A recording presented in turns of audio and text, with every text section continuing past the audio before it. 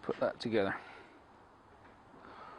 what you'll see is on these teeth here, also, if I just show you the gasket off, there's teeth on there which locate this part of the gearbox, and that's what we need to be lining up. And you know when it's located because this piece now, if I lay it flat, it won't turn. It's located on those teeth. You need to then just push down on that plastic part, get it down to the bottom. So we've pushed that to the bottom. What we can do at this stage is just drop in a couple of these bolts to stop it spinning around, and just locates it. Yeah. Then we get our gear, last one. Again, we just have to turn it to make sure everything's lining up, and then again we just need to turn so it locates on that other gear. It's a bit awkward, but he's sliding down and now he's gone down. And obviously it can't go down any further. You know the width of the gear, it's quite wide, so that's down inside of it. It's not going to go down any further.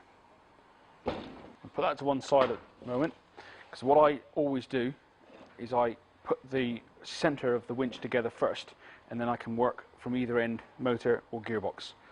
So we grab our two end housings.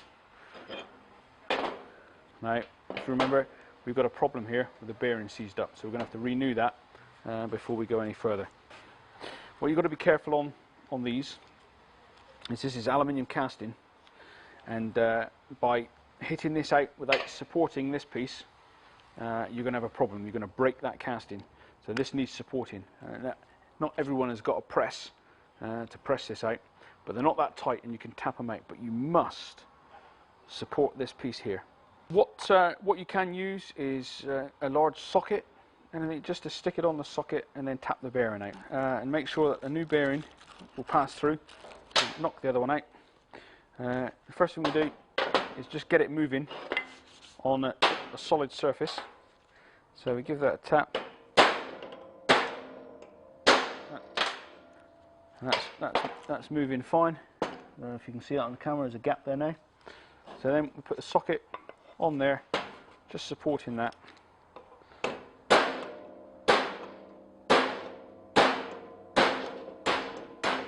There, and now bearing gone. Just take the new bearing, so it's nice and clean. And this time we tap this in, but we tap it around on the outside edge. You can actually use the old bearing for this job if need be, and just tap that in, make sure it's just going in nice and straight. If it's coming up one side, you tap that side, just keep tapping it in.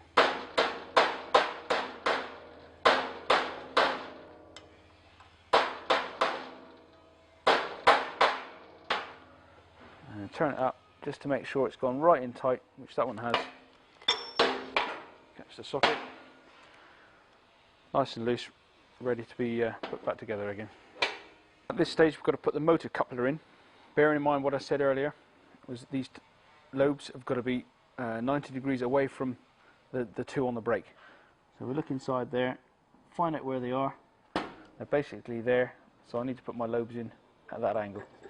I'll pop it in, and with my fingers, and if you can see this, I'm turning that, and there's loads of slop. That tells me that it's exactly in the right place. That one there.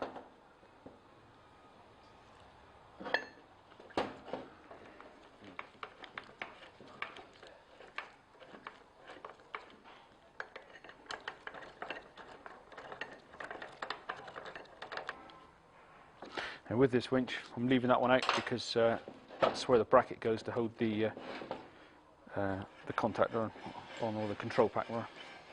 So it's nice and free, nice and smooth, and so I'm happy with that. So now we come to putting the gearbox back on, and the best way to do this is grab two bolts and insert like so.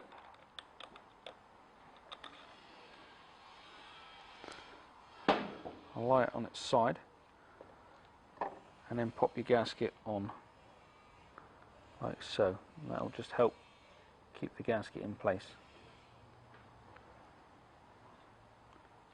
when you're putting this together. Now you have to be careful, because the gearbox is in two segments, that it doesn't come to pieces. So you're going to hold it like so and gradually feed that in through the gears, and then you'll feel it come up against that little gear at the back. And so we just have to turn this until it locates. And that's why it's important to get your brake shaft a bit further out than it should be, because then it will push it back in after locating in that gear. And then we just keep sliding this forward now as it's in that gear, and then we turn the drum, because if I draw this back a bit, the drum locates on this gear here. So we push that forward, bearing in mind our marks, we keep the marks lined up, and then we turn the drum, just give this gearbox a bit of a wiggle, and there it's located. So keep the marks lined up,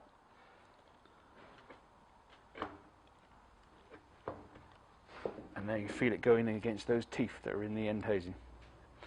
So just snug these up.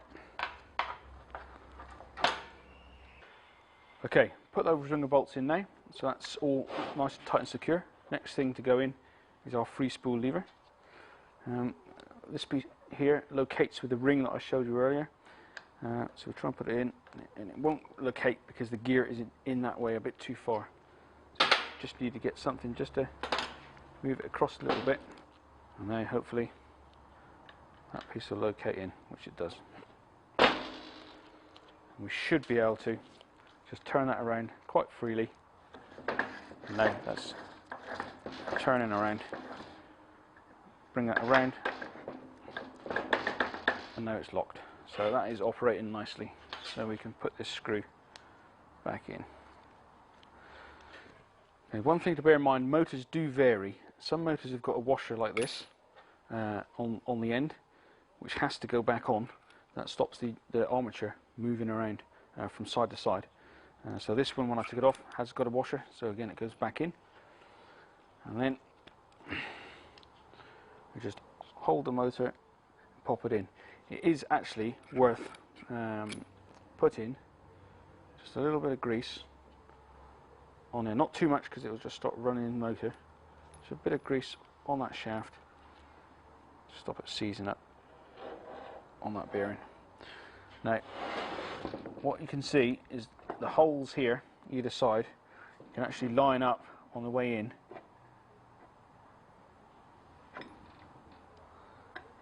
As you go in, and we've got to pop this in free spool.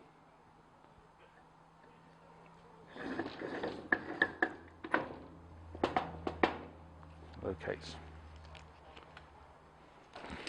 So now we've got the motor on, we can take these off just to receive the control pack. So now we've got the control pack, and we've got our wires that we marked before,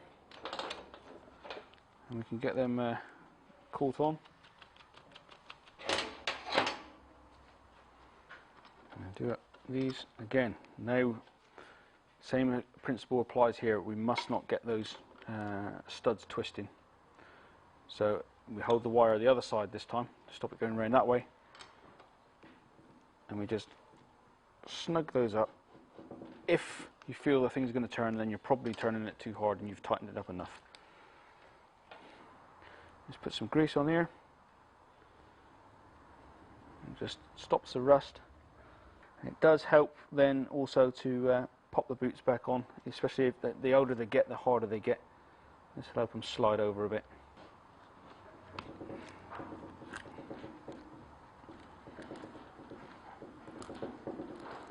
And the boot goes on. We can locate our control pack back on top. turn it round.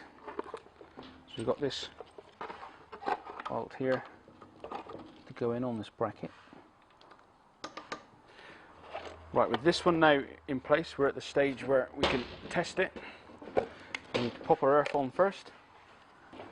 So remembering the wire that feeds the solenoid pack.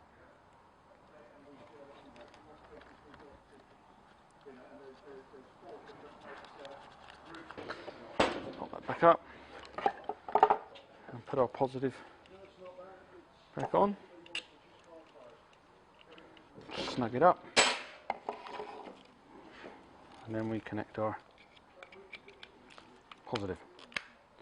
Now obviously, with yourselves, more than likely you need to connect this to the car. You can put it into your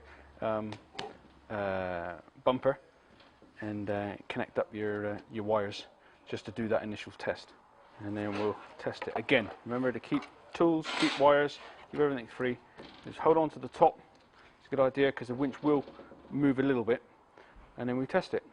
Like so. Obviously quite noisy. We're sat on a metal bench, so that doesn't matter to me because it's just resonating through the bench. We'll try the other way.